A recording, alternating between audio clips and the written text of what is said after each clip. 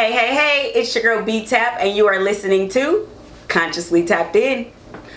So today's episode, I've been waiting for this episode since the first season, but I knew I wasn't ready. And then, you know what, I ain't gonna even say that about today. Look, I'm lit. I have mimosas. Moving on. This episode is in the minds of men. And so where this actually came from is a post that I did back in like November of 2018. Before I even started the podcast, I asked black men, what do you deal with often but you don't speak about? That post had so many comments from black men, and I was just like, oh my gosh, you know. So fast forward to first season, I felt like I wanted it to be done in a grand way, but even still, now is the time. Anyways, so for this episode, I have Nerraw Nitsua. You know, the Nerraw Nitsua, just fresh media, edit guide on Skybro, you know, a plethora of things. I wear many hats, and if you're paying me, I wear whatever hat you want me to wear, so let me know. Let me also add, the very picture that you see for Consciously Tapped In, this man did. Okay, that whole photo shoot, he's super freaking dope. The videography game is on point as well. Pudding, I still ain't taste, but whatever. Right. Hopefully, hey, get this man to 10,000. Yeah, give me the 10K, and then I'll bring the pudding back. Also give me the 10K because I'm tired of stripping on the weekends at the retirement homes. You know, so it's only good on the first of the month when they get their check. After that, they throwing teeth. Oh wow. Okay, and also for this episode, I have my favorite, just absolute down to earth like cousin since we was in diapers. Okay, this is my cousin Merci. How do you say it? Merciavoh. Merciavoh. Cause I call him Patrick. Okay, you know when you family, you be like, nigga, your name Patrick. Okay, just get my government name. Right? Like his social security is also. I ain't gonna go that far. Tell people what you do. Yes, I'm an up and coming artist. You know what I'm saying? Tattoo artist, visual artist, and things of that nature. Getting into photography. You can follow me on Instagram at Merciavoh, MERCIAVOH. Alright, bow down. So that's that. So let's get into, I think, what a lot of people want to know. Some of these questions were submitted. Some of these were things that I came with on my own. So my first question is, how were you raised to be a man? Survival. Pretty much, yeah. I'll say everything played a factor in how you were raised. It wasn't just solely your parents, you know what I'm saying? Like, because there were so many like influences around us, and like some people gravitated towards this more than that, you know what I'm saying? So like it's a combination of things that what made a man who he is today. So yeah, see, for me, it falls within that line, and also like a lot of like, I never really heard anybody talking about a man, like what a man was supposed to get, other than like your manly things, like, oh, well, if he's the head of the household, then he's supposed to have this and get that, but never anything that pertains to their happiness, just more so like what you're entitled to because you're the man of the house. And then I was raised around a bunch of women, so I always heard a lot of the things that men get wrong all the time. Right. So with that type of narrative, with you being told or hearing what a man did in the wrong sense, did you ever make a conscious thought of like, okay, well then I'm not gonna do this if that's what they say these what men do wrong? Or like, were you told what a man isn't supposed to do and what a man is supposed to do or supposed to be?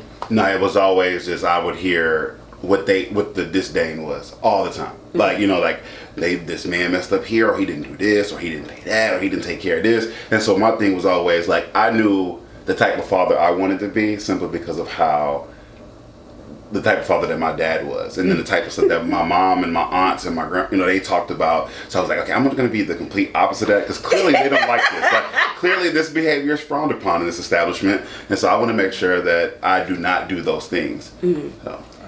And I think my father did a great job raising me like Shout out to just Uncle Roderick. Yeah, exemplified, like, you know what I'm saying, what a man's supposed to be. Like, treated my mom very well. Like, I've never seen them fight. I've never seen her crying or anything like that. And it's just like, I look at them like, oh, goes, that's what I aspire to be. And so, like, it really plays a factor in how I treat women. So, yeah, shout out to my father. That's interesting dynamic. I like that. Look, man, because when you said, you know, about your father, man, if y'all can see the post. And even when I did a podcast with him and him going into his, man, that's some real stuff. And we relate in a lot of... I'm going to roast that dude till I get the hell with it. Oh, my God. Boy, you don't get your old ass. I've been here for 3... No. Oh, my gosh. Nah, it's but not, because it's like interesting. I can't even say that. It's like the way he treats women is based on how he saw his dad treat his mom. How I treat women is based on how I didn't want to look like what they saw. Exactly. So it's like it's interesting to see you can arrive to the same place with two totally different routes. So, yeah. Okay. So I feel like with this next question, there may be a lot of things, but maybe just from personal experience or whatever, like the first thing that could come to mind. What do you think is the biggest misconception about black men? That they cheat. Okay. And somebody's triggered. No. It was like they're pissed already. No, ooh, that we don't go through shit. Ooh, really? Yeah.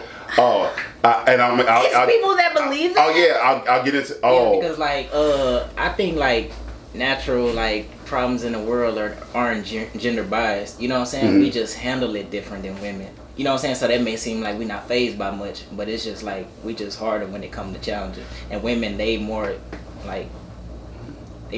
emotional, so they know they break down, and you don't see a lot of men break down. And they're gonna be very vocal. But see, men growing up, we taught to be player. You know what I'm saying? All that complaining, all that whining, and you know whatever you ain't supposed to do. Like you keep it playing, you keep it cool. Don't never let them see you sweat. It's a recurring statement I heard throughout my life. Wow. Don't cry.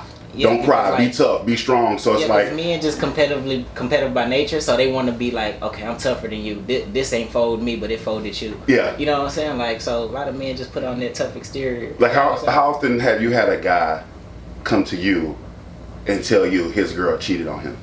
Like how often do you hear that from a man? Most men won't even tell a woman that because they would feel that it would make her look at him as less of a man, because if she cheated on you, then you ain't doing something right. So most men won't be vocal about that, but a woman gonna sing from the heavens. A nigga cheated on her? Oh girl, he ain't shit, and he did this, and he was with this man. Community. Like you don't never hear a dude like really talking about community pussy, but you hear the word community dick all the time. And that's because because a lot of you're like a dude just he don't want to sound played. So we got to keep it play at all times. We keep a lot in, and we don't complain about a lot of the stuff that we don't get. I remember growing up, I didn't even want to get married simply because I used to see how Al's relationship was with Peggy on Married with Children. I was like, damn, is that how marriage is? It's like it's very miserable. Like, oh my god. But it was weird though, because there was something that Peggy did for him that most men always complain about not getting. Which is sex. Peggy always wanted to, but he didn't want to. And he didn't want her no more. He was just over her, but he just was married to her. So some men complain about that a lot, but it's like going back and watching old episodes of Married with Children. It's very interesting how I understand the dynamic differently now than I did as a kid.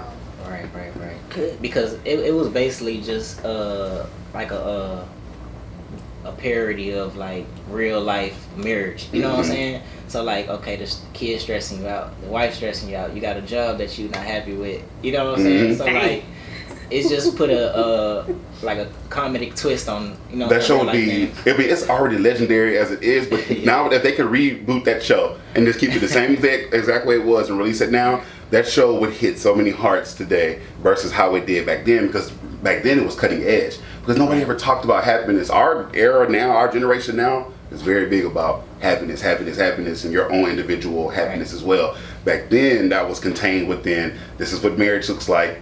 And then almost any movie that came out around that time was, there's two things you saw. The woman is not happy, the man gets punished. We never know what happens to the woman when the man isn't unhappy. You only see what happens if the woman is unhappy, the husband sleep on the couch, or he has to leave the home, or he's in the doghouse, or whatever. You go back and you look at like what happens to the woman unless the husband is abusive. Yeah, we have he's abusive, or he's whatever. Like you don't see anything happen to the woman if the husband is unhappy. You only see, and if you do, it's like very like volatile thing, like it's hyper, like he's abusive or he's manipulative or cheater or whatever. Right. But like when a woman's mad, oh, you have to leave the home and you got to sleep on the couch, and there's next scene you see her putting the pillows and stuff on the couch. He's getting on the couch with no fight, no anything. So which is what I don't like that that phrase, happy wife, happy life. Mm-hmm. Because it's like, while it may be like a funny thing, mm-hmm. like yeah, girl, high five and stuff. Like I just don't think that that's my words be losing me, but it's just not right. Yeah. In the simplest form, because like a relationship shouldn't be based off just the woman. Like if you always happy, like how can that man do anything for you or want to love you in the best way possible when all he is doing is trying to make you happy and keep you like? Does that make sense? But that's how people are. I think women equate like happiness and love with fair exchange. You know what I'm saying? She want to be like equally yoked. Like whatever she put in, she want to be getting back.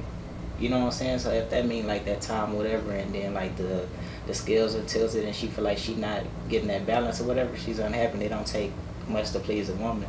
You know what I'm saying? It's just like if time is all she want from you, and like that you working, you know what I'm saying, so much, then you have to like include her in some kind of like work that you involved in, so like that way y'all can spend time with each other without y'all gonna be welding together. Yeah. You know what I'm saying? It's like you gotta put her on like what you want. You know what I'm saying? Yeah. Okay, man, this is why my time is taken from you. You know what I'm saying? Like, do you find this like interesting or whatever? Would you want to learn anything this way? That way, like I can like balance both. You know what I'm saying? You know what? I'm glad you said that, because you and your what are we? We're separated right now. Yes. Okay. So y'all were doing that together. Yeah, I was teaching her how to do photography, videography. I was trying to bring her. That was the first thing that I ever did that I was able to bring her in, because she really didn't have any interest when I was doing music production. That wasn't really her world of interest. Yeah. When I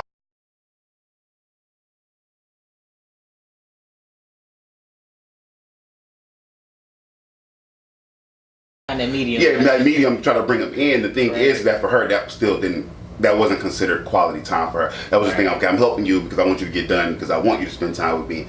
So then that's where that fine line is, because some women would be like, oh, I'm so glad. I had a whole conversation with my partner about that. I was like, sometimes you got to include your woman, bring your woman in, show her what you're doing, show her how to do it. Like, that way she can be a part of your world too. But a lot of people don't really see it that way. Some women don't want to be involved with that. They don't want to. And the same thing, like, the thing, if we flip it, right? So like his thing is, in order to appease her or to bring her in and make her feel comfortable, that's why he's bringing her in. But for like your woman, she may not want to bring you in on what she's doing or whatever. She may not want to be bothered. It may be her a long time to herself, because in there's certain spaces where I don't want to be bothered. When I'm creating, I just need to be in my own space, doing my own thing. You go over there, I'm over here, or whatever, and I get locked in with my creative process. So sometimes it's just like you can't help me, because I can't even help me sometimes up here. It's just like, it's just something happening, and it's happening, and it needs to happen. So yeah, it's a very fine line, because you just started to hear men say, oh, women working too much. But we've heard for years, like, women like, oh, well, she likes a guy, but the guy, he worked too much. He always working, he don't ever make time for her. But then it's like, if he broke, then he a broke nigga. Like, it's like, you like, where can I fall in? You can't have both. You can't have a hard working dude that worked too much and a dude the dude that has all the time in the world to spend with you, but he ain't got a lot of money. It's just like, nowadays, it ain't like how it used to be, where you could just make a bunch of money for doing something stupid. It's like, now you got to work 2 and 3 jobs, then have a side hustle to live a decent life. Look, in 2019, it is just hard out here. You know what? I was gonna post something the other day, because I was at my job and I was just looking around like, I'm not supposed to be here. Like, God don't want me here. And I was gonna be like, you know what? This and that ain't looking so bad, fam. This and that ain't looking so bad. My cousin to be mine. Man, your ass got that 30 seconds and you be like, I'm going in the house. It's hot. Somebody go. It's hot. Somebody send up. Look, the first time when them little Pedro try to pick you up, you be like, no, I'm good. I'm good. I was just playing. That was a joke. I was trying to go to Papa's, fam. I was trying to hit Papa's. That's all. That's it. Okay, so let's shift the gears real quick. So have you ever dealt with, how did I have it written? Whatever. Have you ever dealt with racism, like, head on? I feel like I know a story from you, because I feel like on the grand scale with social media, we see it all the time. But do we ever know if anyone we know personally has dealt with it like in a major way? I'm gonna start with you because I'm gonna point out what I have in mind. So like racism. Like directly from let's say a white person. I'm gonna say I don't often like come into racism because like I'm just how I come off as a person, you know what I'm saying? Because a lot of people read you when they approach you, you know what I'm saying? And so like I'm not militant at all, you know what I'm saying? Like I'm all for my culture, my people and stuff like that. But it's just like I don't draw a big bold line to where it's so apparent that like I don't fuck with y'all, you know what I'm saying? This is what I am, you know what I'm saying? Because like I got balance, you know what I'm saying? Some people are just too pro-black, you know what I'm saying? Like they don't want to see any other perspective, you know what I'm saying? And so like I'm not like that. If anything, I notice a lot of prejudice, you know what I'm saying? Like some people might treat me a certain way because like I'm not at a certain status or whatever, and so like they kind of look down on me or something like that. And like that's what I don't like. That's what I face like a lot as a man, as a black man, like a lot of prejudice, like from like other races, my own people and stuff like that. And so like that's what I deal with on the daily. Okay. That's some tough shit. Like it sucks. I don't know what it is about with women. I just feel like it's so much heavier with our black men. The things that we maybe have to deal with as women. I feel like there's a little bit more acceptance. I just feel like with you guys, there's you may come off more as a threat, you know, to others than anything else. But like for you, so I'm gonna ask: have you seen or dealt with any like direct racism? I've only dealt with direct racism once, but I've seen it quite often. Okay. So I have. I'm just going ahead. Tell me. So I remember seeing this post from you when you were at a basketball game. And the parents. Wow. So if you could give like the short version of what happened with that. And the reason I even love this story is because you were that person, you were that man, that black man that stood up and like spoke on behalf of like that woman. Look, I be remembering that, man. So much stuff be happening in your life. So we were at a little league basketball game for my little brother, for my little brother-in-law. And it was like a 5th grade, like a 5U basketball tournament. And this is the championship game. And so there's this black woman that's in the stands. And she's like, I'm sitting like at the bottom of the bleachers. She's sitting like up above me, but like kind of like towards the middle in the stands. And, you know, she cheering her son on, you know, like most moms do in the little league. And she hyping the white parents doing their thing. And something was said. And she kind of had some words back and forth with this Indian dude and his wife in the stands, and then they kind of calmed down. And then something happened, and then like a little bit later on in the game, and that black mother started going back and forth with this white mother in the stand. Now I'm listening the whole time, one because I'm nosy, two because I always pay attention to things that going on around me. Just so I'm sitting there and I just hear, no, you shut the fuck up. Now this is the white mom that says this. I didn't hear the black woman say anything other than, you know, I ain't gotta, you know, whatever, this and that. So they kind of going back and forth. They stop the game. The ref goes over to the coaches, which one of the coaches is my mother-in-law, and then this other white guy that's the assistant coach with her. So then they talk to her, and they come across. Now, they send my mother-in-law, another black woman, across to handle the other black woman. So off the top, I'm already like, all right, this is some bullshit.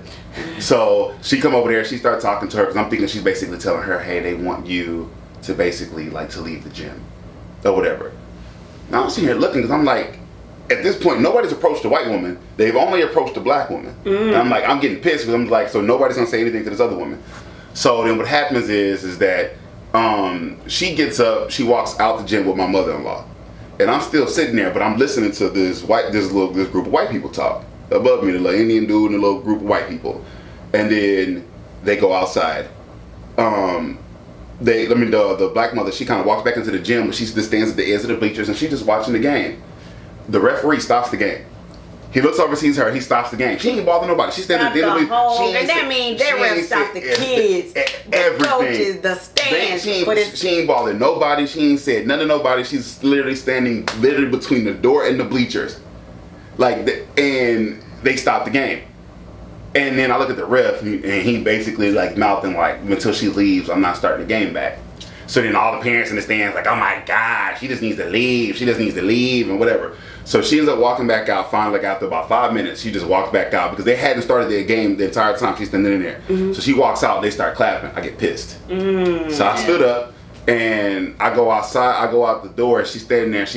I'm standing in the hallway because I want to see what's going on. So she's talking to the head official for that's over the entire Katy Youth basketball thing, and then this is crazy. Yeah, the Katy Youth basketball. Yeah, Katy Youth basketball. Exactly. So the Katy Youth basketball thing, and she's talking to a police officer, and like my mother-in-law's standing there, and they going back and forth. So now she's saying something. At this point, nobody still has pulled the white woman out of the gym, right? So they're talking, and he kind of like, she's going back and forth with him, and he kind of like stands up over her, like she stands up, but he kind of like, I felt like he kind of bucked his chest up a little, stood over her. When he did that, I went and stood between them. I was like, first of all, you're going to back up. Second of all, why has nobody addressed the other woman that was going back and forth with her? I said, because y'all have only pulled her, y'all seem to have targeted her and picked her out, but y'all haven't went and got this other woman. And he was like, what other woman? I said, if y'all were paying attention, she's been saying that the entire time. I heard her say that before she left out of here. I heard her say when she's walking out here. I heard her say it 3 times when we standing out here. You didn't give a fuck about what she said until I said it. I said, so are you going to listen to her, or are you going to continue to berate her? Yeah. And he's like, well, let me go pull the other woman and say, yeah, you should have been done that. So I was like, until you can get her out here, there's no point in you even addressing her, because you don't really care about what was said to her. You only care about what she said. Exactly. So if you're going to be kicking them out, then you need to kick both of them out, not just her. If the problem is they're going back and forth and cursing, both of them need to go. So he went into the gym, he got that lady, and she looked pissed. And he came out, I'm just laughing, I'm smiling, I'm like, I bitch, you can go too. Like, you look, I don't care about none of that. I'm all about across the board. Right. As long as you treat everybody the same way, I'm good. I don't care if you treat everybody like shit, that's cool. As long as you treat everybody like shit. So when he went and got her, he made her leave. And then the other mother, she just waited for the game to be over. And what you call it? Yeah, because I stayed there too. Because then the officer was like, well, thank you for coming out. I was like, I wouldn't even have to have come out here had they had listened to her from the jump. Right. That's why you gotta be like, well, what were your intent? Yeah, I'm just like, damn. She was saying that the whole time. You didn't care because what he started trying to say was, oh, well, we had a problem with her last week. I don't care about last week. We're talking about this week. Right. So if you had a problem with her last week, you should have addressed that last week, not this week. And they gotta understand, like, this is a sport. Yes. People are passionate about the sport, especially if they have a family member that's involved, whatever. You know what I'm saying? They there to support. I've gotten kicked out of multiple basketball games. I get kicked out of basketball games all the time. I've told refs to kill themselves multiple times in basketball games. The level of I could have probably been locked up behind some of the threats that I made to referees when my brothers play basketball. So I get that people get passionate, and this woman didn't say nothing wrong. These two parents that's testy. That's a championship game, and they going back and forth or whatever. It be like that. They ain't touch with another, so I'm just like let them do their thing. I just didn't like when they pulled her, singled her out, and it was like. Because this is a black woman, so we are in Katy. We gonna stick out like a sore thumb, anyways. Especially at this particular school, because it's just like it ain't a lot of black kids there, and the other team was completely white. You know what I'm saying? So, and what was tough for them was they were actually a really good team, so they didn't expect to have trouble with our team, and they were. And the parents ain't like that. And I was so happy that we ended up winning that game too. I was like, you mother. Oh, that was just the icing on the cake. Now all y'all can leave the gym. Yeah. I'm clapping loud. They come on the clapping like, yeah, let's go. I don't care about. I will antagonize shit. I have some white friends that I love to death, but I antagonize the shit out of racist and bigoted white people all the time. Right. That's why I have 2 Facebook pages. No, for real though. These backup pages. Yeah. Very vital. All right. So now switching again. With a lot of the things that you deal with, come to face with, cope with, this is a 2-part question. How do you cope? What is your coping mechanism? And do you have someone that you can go to and be like completely vulnerable or confide in, knowing that you will either get that listening ear just that you need or get what you need back out of that person, like whatever you may be seeking? coping mechanism, and do you have that person? All right. Me, I don't mind talking about issues with people, but it's just like, let me get these emotions in check before I just go to admit to somebody. You know what I'm saying? So I can start thinking logically. So when I'm speaking, I can be receptive when they giving me advice, and not so like, you know what I'm saying, like so tunnel vision and stuff like that. So like I like to sort them out in my head. You know what I'm saying? Like I like to pour myself into my work. You know what I'm saying? Until like I can just take my mind off of a lot of things. You know what I'm saying? Because that's what really brings me peace. Is like when I'm like you say, creativity. You know what I'm saying? When you being creative, man, like you're not even here. You know what I'm saying? You're in a whole different realm. You know what I'm saying? Yeah. So like anybody that's a distraction, like taking you out of that, like it triggers you. Like, you know what? Now you trying to bring me back to reality, facing all of this. It's too heavy to deal with right now. So let me create. You know what I'm saying? So like whenever I got my thoughts in order and everything, like that's when I have a few people I can call and be like, yeah, man, this going on or whatever. It's like my dad or you. You know what I'm saying? Or my girlfriend at the time. Shout out to Rain. Hey, brownie points, Texas. You feel me? No. Yeah, and so like, yeah, it's just like I gotta get myself in check first before I can just even like talk to anybody about what's going on with me. Okay. You know That's I think that's a good way to go about it. That way you're not just all over the place. Cause I'm kind of like an all over the place type person. Yeah. But I've also learned how to channel that. I think before I go to anyone, I go to my pad first, like, you know, my pen and pad, and what I'm feeling right now may just be the poem, and now I don't need to really just, you know, tell anyone or whatever. I have to really figure out how to channel that impulsive energy, nature, thoughts that not everybody can handle, you know. Okay. So you. Yes. Well, anybody that knows me knows that I'm real open book. Like I'm very transparent on Facebook. I talk about some of the things that I go through. I talk a lot in general, period, like let out a lot of information about going through things or coping with different things. And I have a vast amount of coping mechanisms now that are much more healthy than my old coping mechanisms. Because those were detrimental and they're not good. Sex is not a good coping mechanism. Do not use it for coping. Okay. You cannot outfuck your pain. You can try. After the climax, you can try, but you cannot. It's very detrimental. Check out the first season. I got a lot of flack for saying that on Facebook too. I was like, sex is a horrible coping mechanism, and the people were like, nah, you just don't like I'm triggers. Like, fam, the majority of people commented on my post have like kids by people they can't stand anymore, fam. Right. That coping mechanism might have helped out. That's what you just replied. Exhibit A. Hey, like you didn't have a babysitter, you were pissed. Okay. So yeah, like you said, my creative, like, you know, being able to create and take pictures and edit videos and create something that wasn't there at first, and being able to I used to journal. I used to journal a lot, and I used to write poems. And shut your mouth! Oh snap! Come through open mics. See, no. But now it's just, for me, it's just anything that allows me to create. Because like even when I used to produce, when I stopped producing in 2013, there was like a period where nothing creative was happening. And I got super depressed. Because if I'm not able to create, I go crazy. I need to be able to do something. So like that's even why I stopped doing the pudding, because the pudding became like a job. It was no longer creative. It was making the same thing over and over and over again. And then it became about money.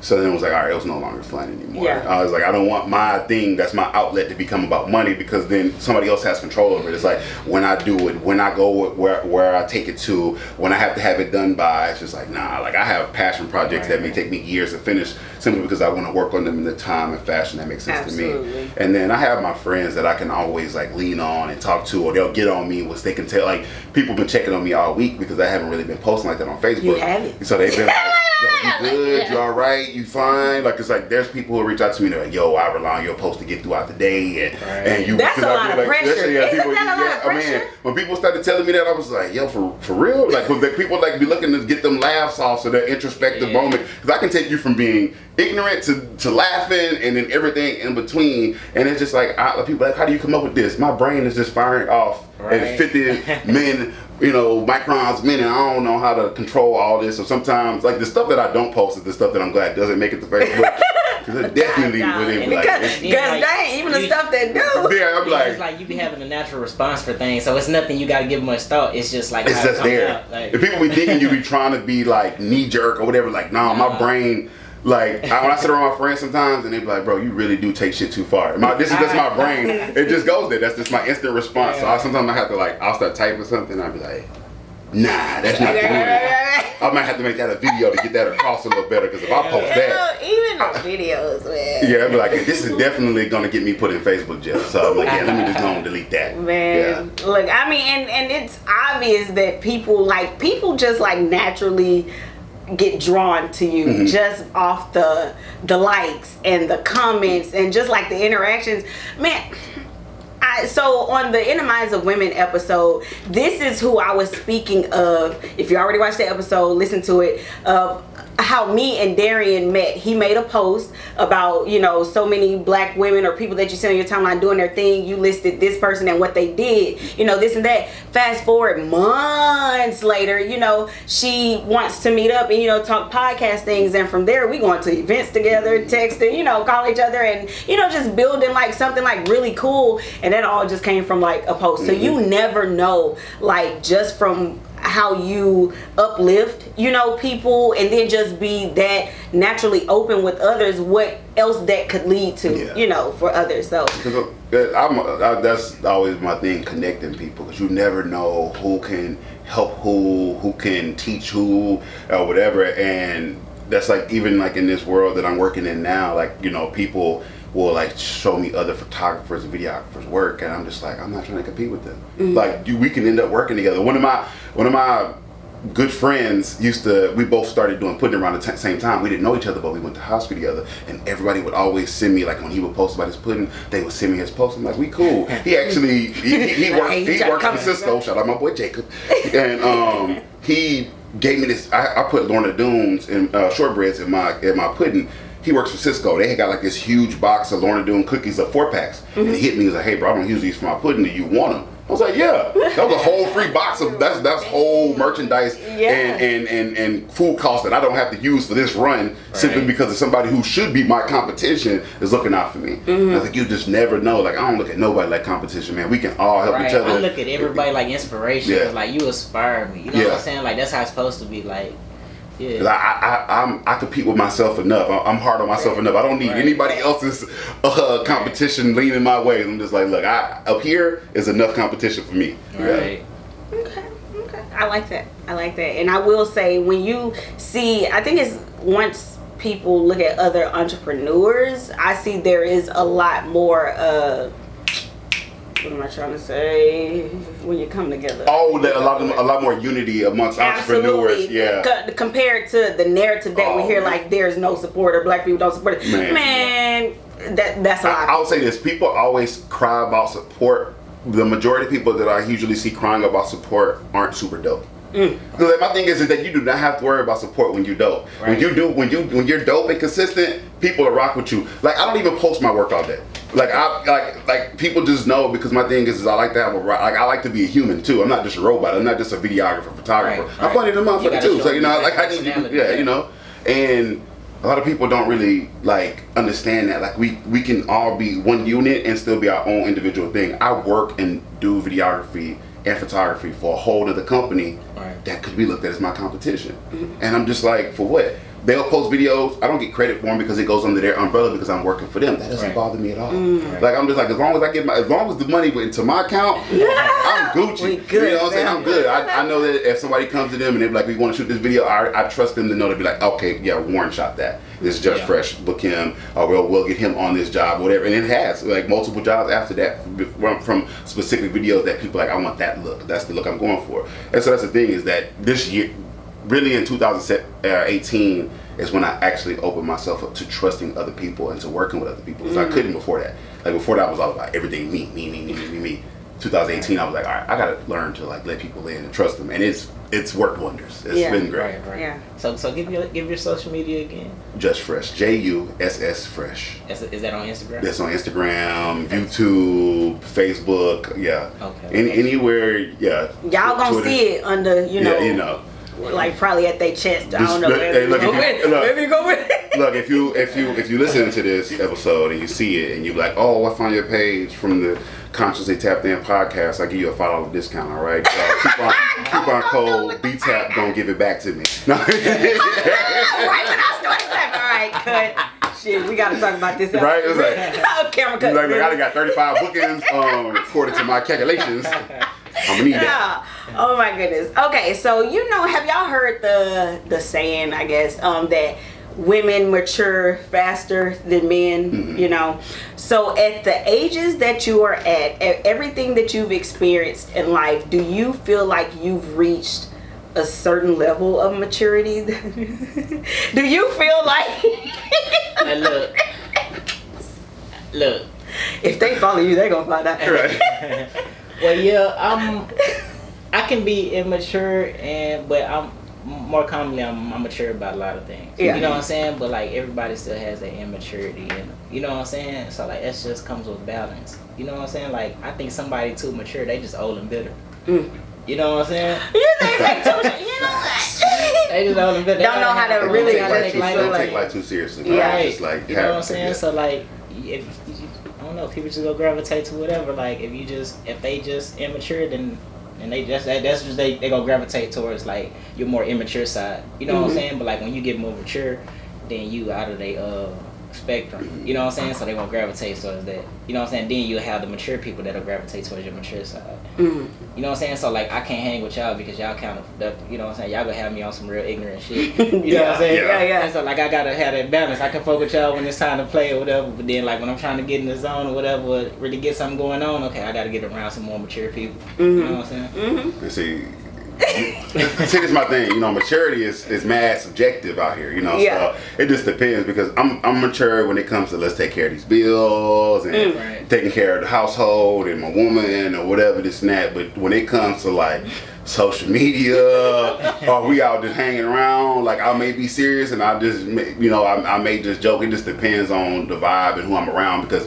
people often get real confused when they meet me in person to shoot and they think I'm this like jokey joke guy like I am on Facebook, and then we start shooting, and then they just like Vic couldn't stop laughing the entire time we shoot it because he was like, bro, I'm not used to you being serious. And Vic know me, he's met me before, he know me personally, so it's just like he just couldn't stop laughing. He's like, bro, you being serious is like fucking with my head. He's like, you all serious, like you turn your head this way, put your chin down like this, turn that way. I'm just like, that's just me. I want to get the job done, and we could joke afterwards, but right now it's just it's all serious business. So it just depends. Like people always tell me all the time I'm super childish, and then they beat me and they're just like, oh. Like the other day somebody asked me, like, are you always this quiet? I'm like, that's the first time I've ever heard that.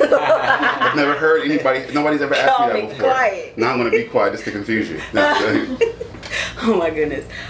So you actually brought up something that I had way down the list. As far as being a man and having a household, how do you feel about that idea of splitting the bills? Options out there, but how you think or feel. I just think we should try to make each other happy. Like I don't want to put all of the pressure or weight on you, and like I wouldn't want you to do that to me, and then like that makes only one of us happy when all the things taken care of. You know what I'm saying? So like why not split it? You know what I'm saying? We helping each other, we investing in this. I was just about to say, you know what, I lied. So is it split or is it like I said I wasn't gonna do it, but bam, we're here now. Right. I mean like don't give too much where it hurts you and make you unhappy. You know what I'm saying? So like have your partner like put in, you know what I'm saying? So like that'll y'all can meet each other like halfway or whatever. You know what I'm saying? Unless you just the person who the breadwinner or whatever, then you don't mind like covering this and that. You know what I'm saying? And then like the other person can make up in different ways, you know what I'm saying? Like keeping each other happy and stuff like that. But like it's not it depends on circumstances. You know what I'm saying? Yeah, because I do feel like I mean, I don't know, it'd be but like if there can be a certain level of balance, like to whoever the breadwinner is. But I seen someone post or either heard on something else, like if it was a woman saying it, if she made more money, but if she came home and she like the food was cooked, she didn't have to worry about nothing else, then she would be okay with that, and I feel like not everybody would, because there's this image of a man is supposed to, and I don't know how I feel about there's image and then there's reality. So I've seen this conversation throughout the years. Me and my wife never had to have this argument. We have been together since 2006. We moved in together in the middle, or right past the middle of 2006. We moved in together, and I always took care of everything. And it was just like, one, that had nothing to do with the fact that I thought that's what made me a man was. I have control issues. So I was like, if I pay the rent, then I know it's not paid late. If I pay the lights, I know it's not paid like cable, all that. It had nothing to do with me thinking that was what a man was, because I learned that because my mom dated women, and the women that she dated paid all the bills. So I didn't, that had nothing to do with me thinking being a man. I was just like, cool, I know that that's taken care of, and I ain't got to, coming home and the lights being cut off when I was in college. Seeing my mom cry did a lot to me, to where I was like, let me make sure that's all taken care of. So fast forward, it's just that just kind of stayed away. It wasn't until 2016, 2017, where my wife had to literally force me to this after it was about 2 years after I had got laid off, and just trying to get back into the swing of everything, and she was like, let me help you. She had to force me to let her help with some of the stuff, whatever, because I was just I made it happen regardless. It was I didn't want to stress her out about that, and I'm like, let me take care of it, whatever. So then around 2016 or whatever, we had got a joint bank account. So it was whatever went in there, we take care of whatever, and then we go do what we got to do. So I just, under the guise is if you're in a relationship with somebody and you have to have that conversation with them, y'all probably don't like each other. Because at this point, if we together and we like each other, if we putting all our money into one pot and we take care of business and we spending time with each other, all that who paying what, who bill this is, who bill that is for people that don't like each other. We don't need to discuss that. Because they gonna have to get paid regardless. Because whether I pay half the lights or you pay half the lights, if somebody don't pay their half, ain't gonna be no lights. So we don't need to have that discussion. What we need to be having a discussion about ain't gonna be half do we lights actually on the want to house. live in the same household together? Because we can live separately and pay our own bills and like each other in neutral spaces. Like this bank account has to reach over that quota before the end of the month. You know it's coming. Exactly. It was just I already put my half in, so you just gonna have to take half. They're gonna take half the apartment. They're gonna take half your bed because you ain't pay your half the rent. We in this together, fam. We don't. Whenever I see that, it's always people having those conversations with people that they ain't even interested in. I'm just I'm gonna argue with the woman. We're gonna have this conversation with somebody that like me. I don't need all y'all opinions. I don't like none of y'all. I just need this person's opinion. You cool with this? All right, bet we good. And I'm gonna say this, from what my parents showed me, they both worked. You know what I'm saying?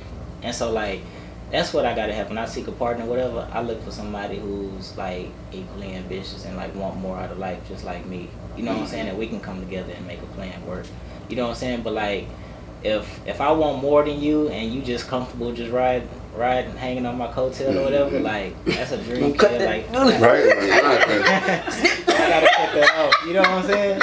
And so even for me, if I was to get a woman that made more money than me, okay, that's only gonna push me to go harder. You know what I'm saying? Because I don't want to I don't want to be dependent on her.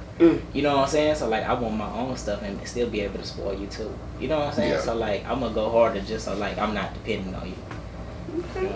Okay. I feel that y'all hear this, ladies. This is a good one. Do you feel I don't know if I want to just say women, I'll say male and female. For someone who didn't have a father figure in their life, has any room to say what a man is supposed to do or supposed to be? Because we hear that a lot. Man, you didn't have this. How you gonna tell me what a man's supposed to,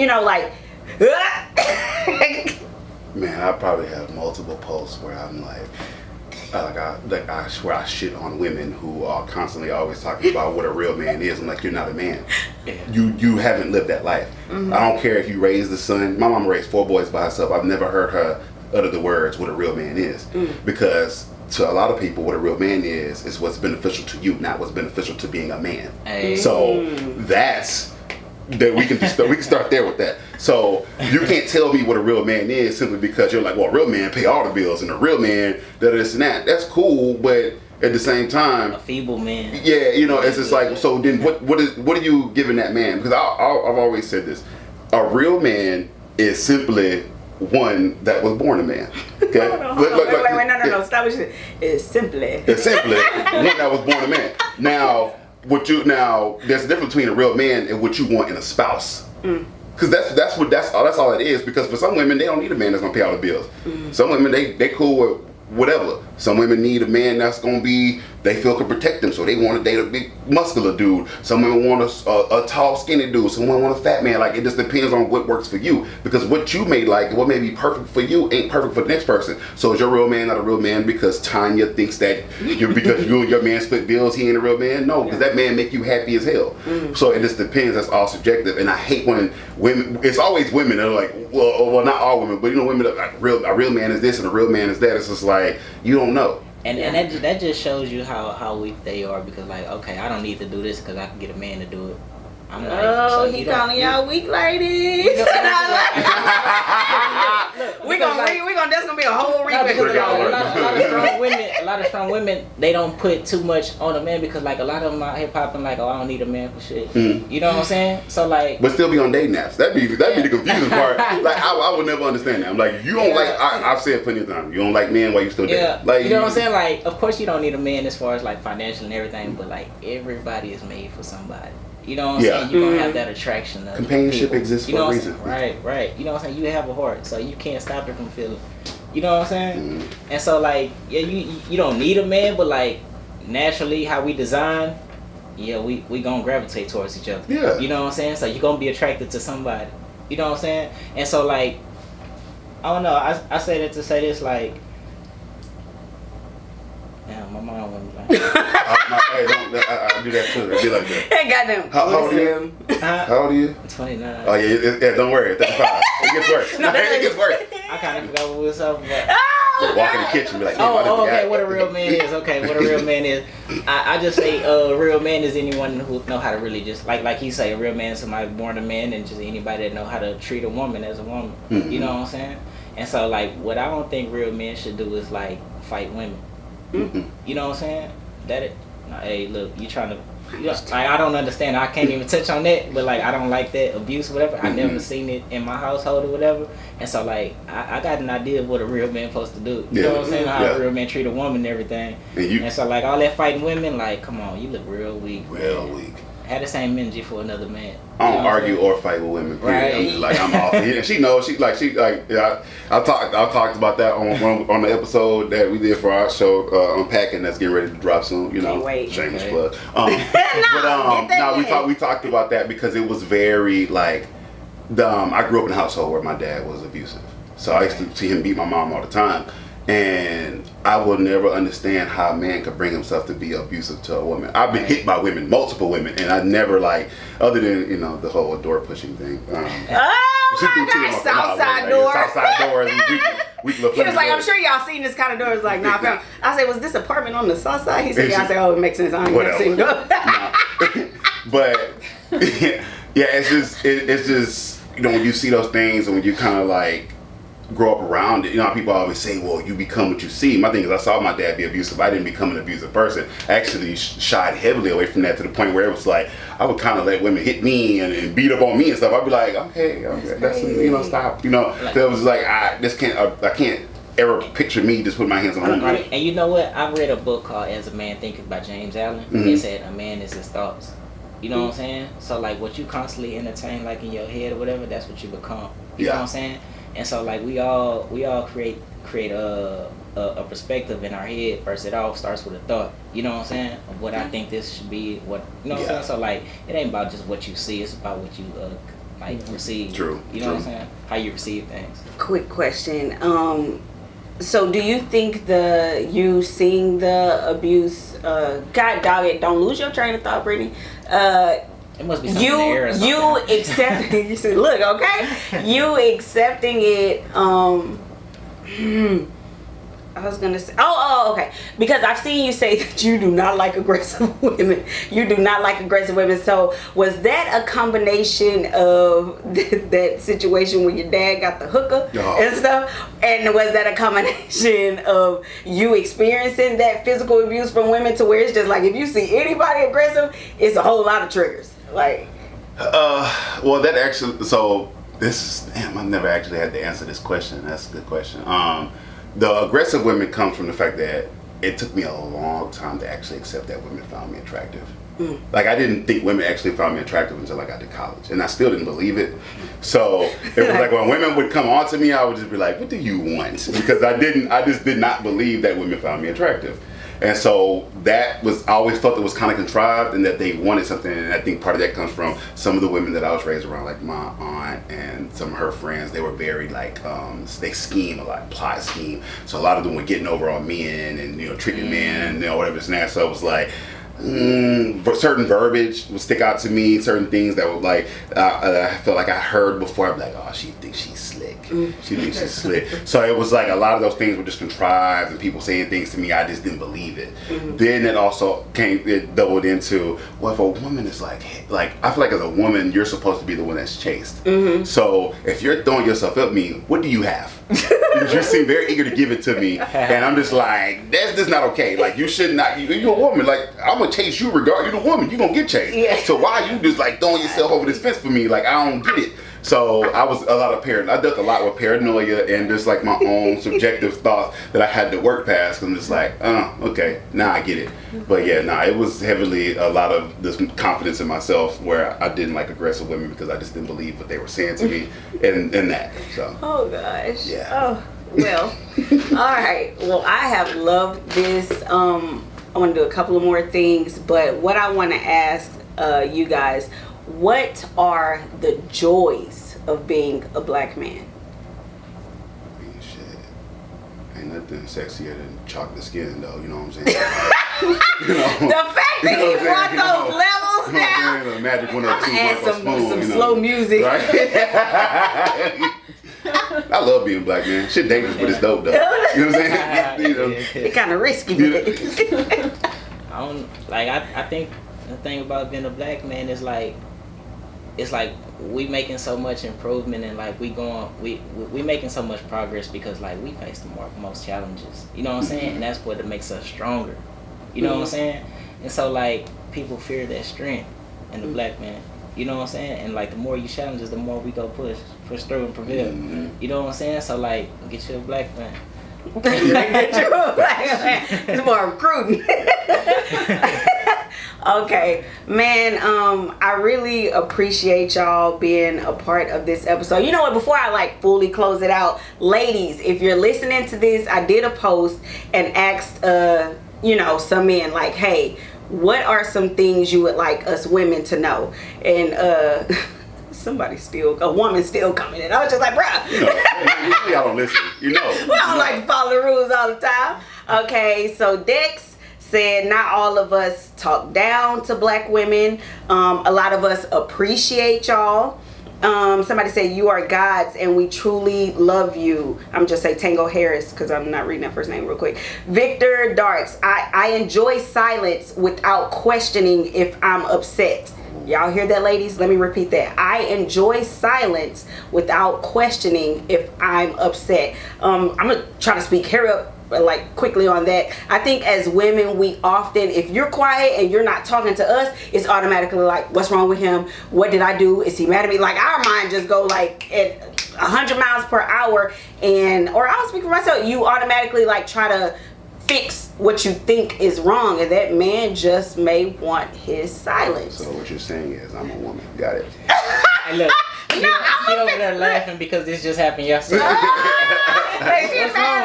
And I'm like, oh man, so yeah, that's what you do. Yeah, I'm the question. This is I'm a like, lot man, you got real quiet. Like, see what I did. Okay, you don't have to assume. Communicate with us. Okay, you don't have to assume. Communicate with us. That was Dex again. Dex was on here, man. Slugging on social media isn't cute, etc. Yeah, that's true. I will say, slugging. That's what he mean by like women bashing black men just because they encounter whatever they experience. Like, yeah, definitely something I don't like to do. He just found you a rotten apple, huh? Facts. Follow your intuition. That's none. Roy Lee Jr. Davita, she called herself David because I said men.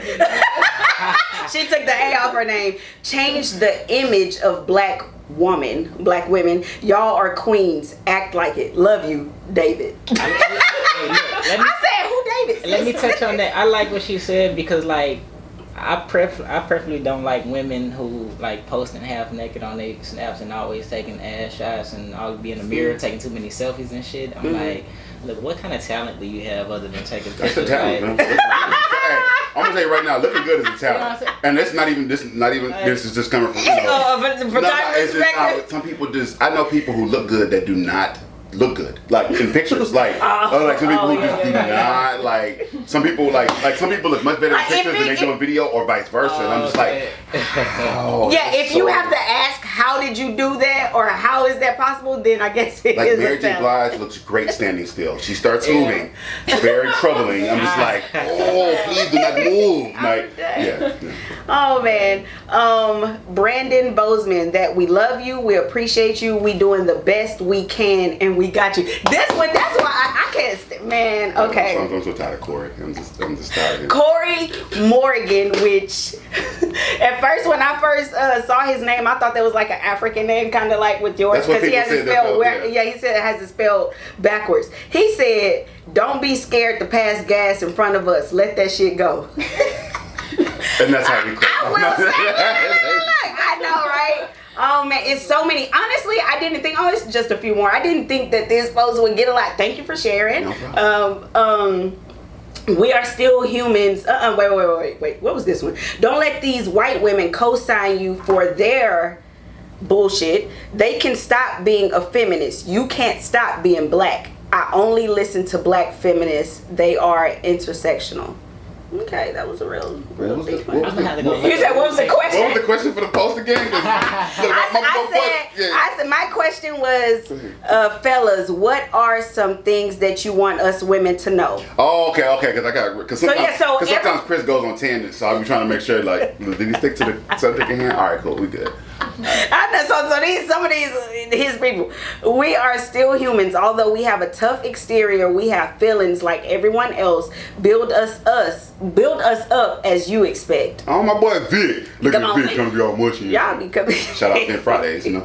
Not all men are the same. That's okay. None really. That's a very big thing. Yeah, no, it is. Oh man. And that, I think that narrative. I hate the what did I say? Niggas ain't shit. Niggas ain't shit. Like all niggas ain't. Like that's so not true. It's just you've been dealing with it, and you need to heal from that. Like I didn't know when Duval rolled out the whole black men don't cheat thing. I just thought it was like a little joke thing. I didn't know so many people were triggered by it. Like there was a lot of people that were legit pissed by this whole thing, and I just kept sitting and reading the thing, and then it was just like, the ability that we have in this era to make everything about us is crazy. Because I'm just like, people went from, it's a song to y'all are gaslighting black women and whatever this and that. Well, I'm like, black men don't only date black women, so if they're gaslighting, they're gaslighting everybody. But I'm just like, it's just a song, and then it could storm into something that could be positive, but y'all don't even want to give it that chance. It's just like, you heard something.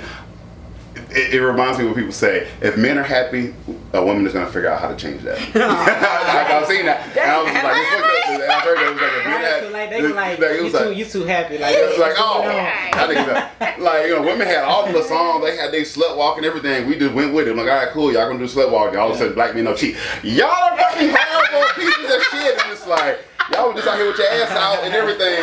Like, we can't just say we don't cheat and y'all can have y'all ass out and we all be cool. Like, all right, cool. Okay, that was a long one. I might have to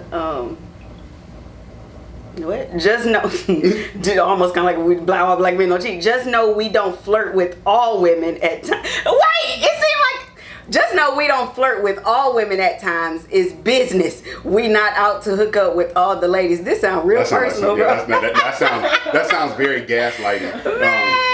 Yeah. That sounds real personal. I'm mad about something. This girl just went off on him real quick. Okay. I know the bitch though.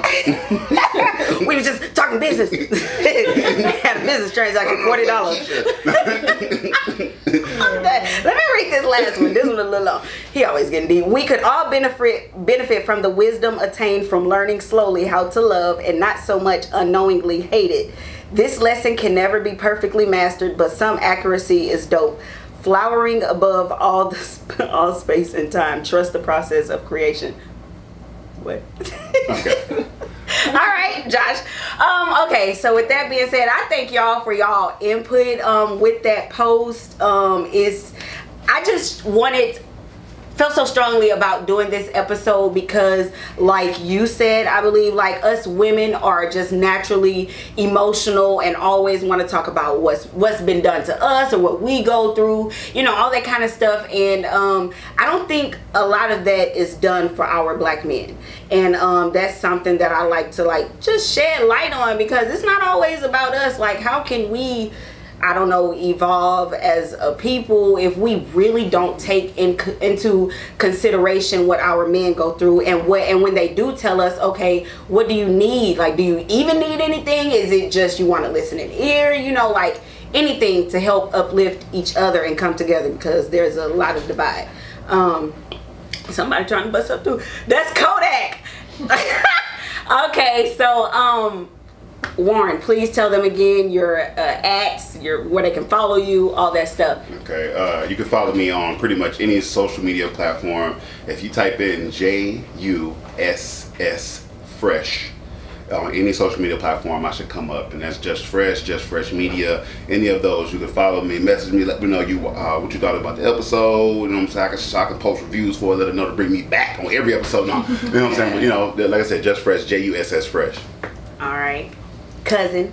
Yes, follow me on Instagram at Merciavoh, MERCIAVOH.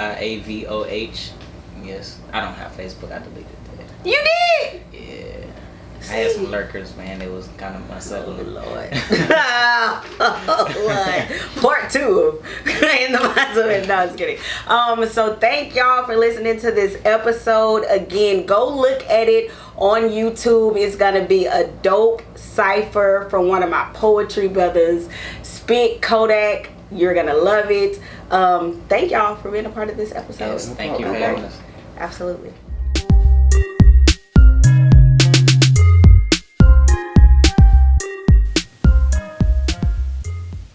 I never wanted to be a part of a gang. See, I never thought it was cool to like disagree over colors. But I did grow up in neighborhoods where red blood was sure to spill on concrete. Or you could be beaten blue and crippled for choosing the wrong route. Now, doesn't that remind you of what happened when black lips sipped from white water fountains? Or when a black hand touched a white woman? Or when a black ass sat in a white seat? Destiny always catches up with you. And history repeats itself. So when I was found at the wrong place at the wrong time, riding through the wrong neighborhood, I seen red and blue news flash to black and white, and I witnessed homes. They were clean and pure, but the gravel looked just like me, dark and rocky, black tire markings perfectly placed on the pavement, white Porsches parked on both sides of the road, making the two-way too narrow for my black ass to pass. Before this truck, so he flashed me like a flood warning that I didn't belong here, that I had spilled over into his jurisdiction. An old white man opened the door demanding I never drive on his street again. But when did protecting your privilege become self-defense? He said I was on his street. Don't ask what street do I live on, but that sound like what set you up. Sound like Christopher Columbus discovering America, when the truth is he never made it across, and he may not make it to see the other side. I wanted to ignore his ignorance, but when someone jumps out of line, it's not easy to stay in your lane. You can't hold your seat, so you find yourself in a wreck of your own rage, losing control of your anger, aggressively yelling in that racist motherfucker's driver's door with no one there but you and him to take the wheel, or the shot at the right place at the wrong time. Protecting your pride is too much when you're making something out of nothing, and this is why I never wanted to be a part of a gang. Because I never thought it was cool to die over colors, but destiny drove me through the wrong neighborhood. Not sure if my red blood would spill on concrete, or I'd be beaten by blue for choosing the wrong route, for something that I never wanted to do. And if history repeats itself, doesn't that remind you of what happens when